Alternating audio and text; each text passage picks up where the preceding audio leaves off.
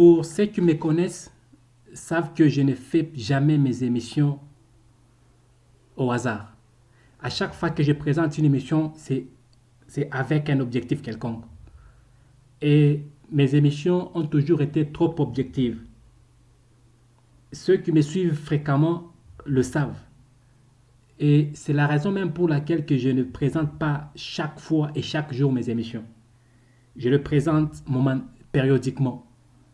Et je ne présente mes émissions dans un domaine quelconque qui est quand et si et seulement si je trouve nécessaire de le faire.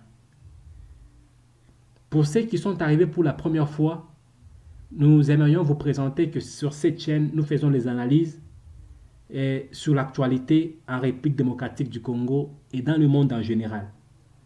Et aujourd'hui, on va présenter une analyse sur le match qui va se jouer entre la RDC et le Gabon. Tout le monde sait que la RDC a été éliminée au mondial sur base d'une erreur tactique, d'une erreur de coaching. Parce que la RDC avait tout le talent et toutes les possibilités possibles pour gagner le match. La chance était du côté de la RDC pour aller au mondial Qatar 2022. Et les billets pour décembre au Qatar sont passés au bout du nez des Congolais. Et les Congolais étaient à 120 minutes, disons à 180 minutes d'aller au Qatar et ils ont perdu. Justement parce que le coaching n'a pas été bon. Le coaching n'a pas été excellent. Qui peut m'expliquer le plan qui a été fait ces jours-là à Kinshasa? C'est un plan que personne ne comprend. Tout ce que j'ai essayé d'analyser ce plan, je suis abouti à une conclusion. Je me suis dit, soit c'est Hector Cooper qui a fait ce plan pour juste contrarier et énerver les autres, toute proposition. Je m'explique. Je sais sûr que dans ces groupes-là, il y avait des joueurs ciblés, tels que Kakuta, Kebano, Meshak. Il y avait des joueurs ciblés.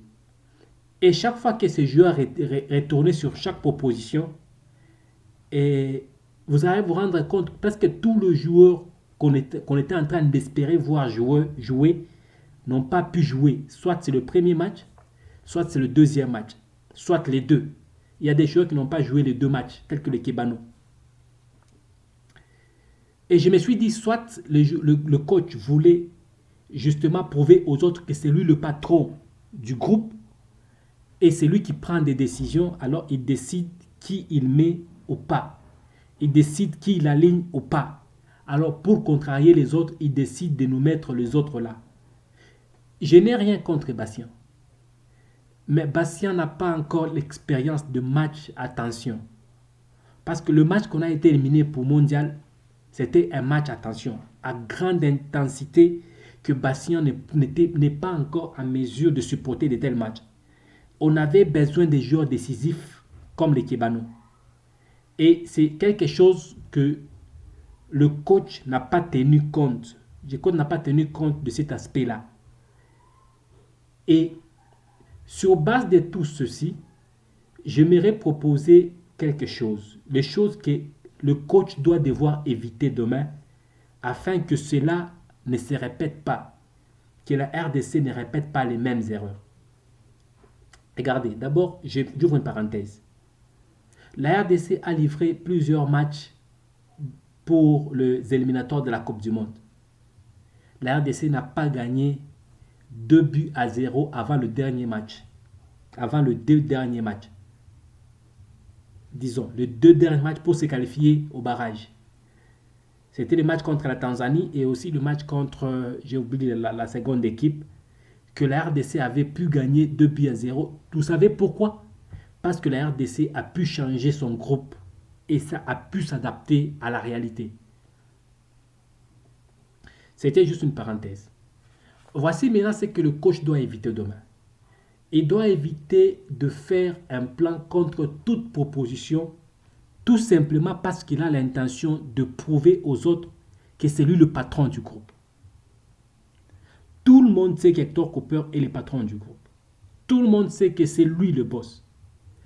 Alors, si on le propose des joueurs, c'est tout simplement parce que il ne connaît pas assez de joueurs que les autres qu'il a trouvés.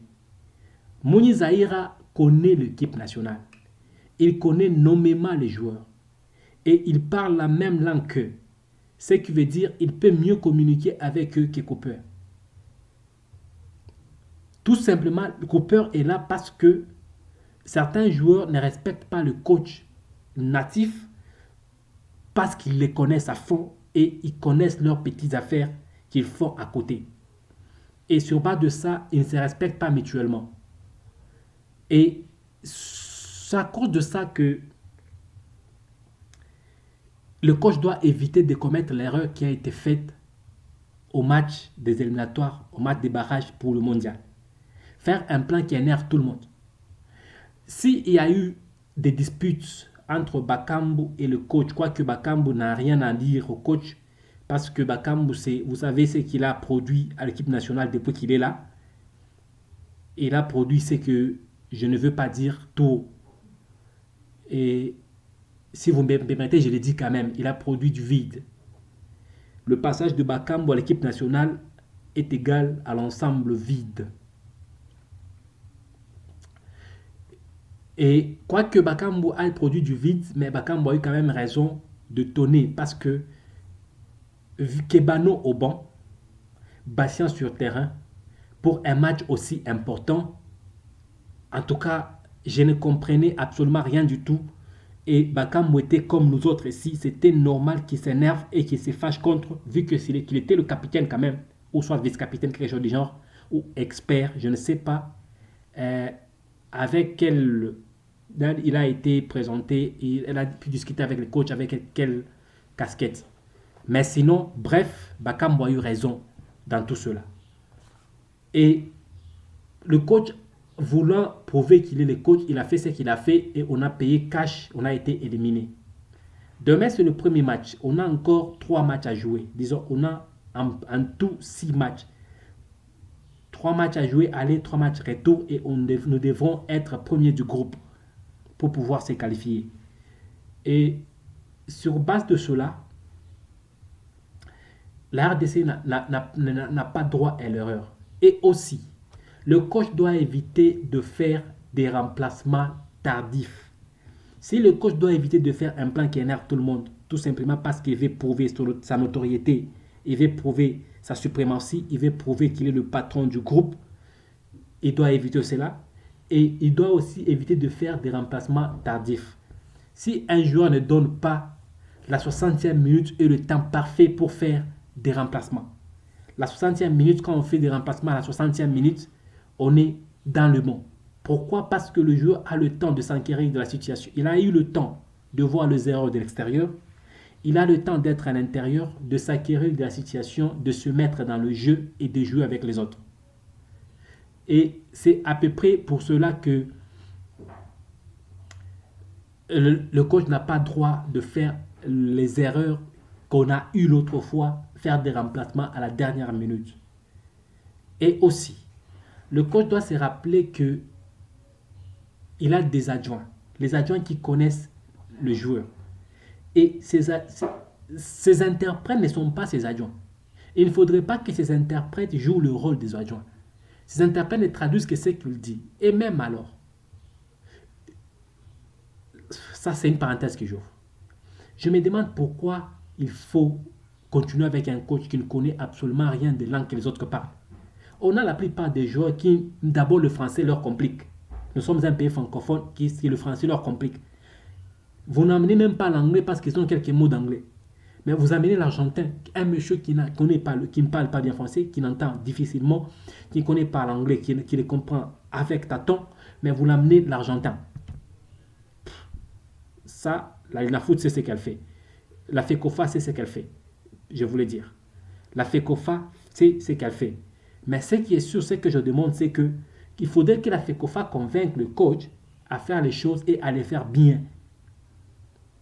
Et si le coach veut s'entêter et prouver sa suprématie et faire le plan contre toute proposition, mettre les joueurs que lui veut à la place que les autres veulent, parce qu'il veut prouver aux autres que c'est lui le boss, je vous assure qu'on sera éliminé dès le premier tour. On sera ridiculisé comme la Guinée équatoriale a été ridiculisée par la Tunisie hier. Et si le coach accepte de faire les choses et de le faire bien, on a la chance de gagner et de gagner avec un bon score, se mettre à l'abri et aller faire un match nul à l'extérieur comme lui c'est un spécialiste des matchs nuls à l'extérieur. Il gagne difficilement à l'extérieur, tout le monde le sait. La seule fois qu'on a gagné à l'extérieur, c'est quand on est parti en Tanzanie. Tout le monde le sait. Depuis qu'il est là, il a gagné une seule fois à l'extérieur, c'est contre la Tanzanie, en Tanzanie. Et cela, c'est quelque chose que je voulais partager avec vous. Et si le coach doit aussi gagner le match de demain, il doit éviter de nous mettre Kasumwa dans le bois. Kasumwa n'a pas la compétition. Il a peut-être l'expérience, mais il n'a pas la compétition. Parce que Kasumwa n'a pas de club, ça fait plus d'une année, voire même 2 ans. Il n'a pas de club. S'il était un gardien excellent et meilleur gardien, un grand gardien, il aurait dû trouver un club il y a très longtemps. Alors, s'il y a un gardien qui doit jouer dans le match de demain, c'est le gardien de De Sampé. Disons, celui de Mazembe. Il peut jouer demain. Parce qu'il a la compétition dans les jambes. Et ce qui est sûr, c'est que Kasumwa, même quand il jouait dans un club, il n'inspirait pas confiance parce que c'était un gardien que je n'ai respecté presque pas parce que c'est un gardien qui ne m'inspire pas confiance. Il n'a vraiment rien de tout ce qu'on a eu comme gardien en RDC. La RDC, c'est un pays qui a la réputation d'avoir des bons gardiens. Tokala, Mayala, Kidiaba, des meilleurs gardiens de leur époque. Mais Kasumwa est venu tout gâcher. Tout gâcher. Et si on met Kasumwa demain, on écope plusieurs buts et on sera éliminé. Ça, soyez-en sûrs. Et ça a été ma petite analyse d'aujourd'hui. Ce que j'ai dit n'est pas une parole d'évangile, mais si vous avez des propositions, l'espace commentaire est ouvert pour vous. Merci et à la prochaine. Mais n'oubliez pas de vous abonner si vous ne l'êtes pas. Et liker la vidéo, ça va beaucoup nous aider. Merci.